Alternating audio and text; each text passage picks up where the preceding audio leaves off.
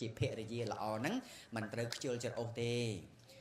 ខោអាវអីជួនកាលបើសិនអាចបោកបានបោកទៅកុំអាំង1គីឡូទៅ2000បោកគេ1គីឡូទៅ3000ជួលគេបោកទៅហ្មងទៅអូអាហ្នឹងអត់កើតទេជួនកាលពេលខ្លះប្រពន្ធថា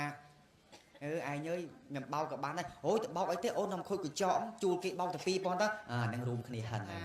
នេះអាដាស់តឿនទាំងអស់គ្នាមិនថាកូនប្រុសស្រីឲ្យតែមនុស្សប្រុសមកផ្ដាំទាំងអស់ថាស្រីអត់ប្របាករយស្រីអត់ប្របាករយទេតែភរិយាដែលស្មោះត្រង់នឹងយើងពិបាករកបំផុតមែនអត់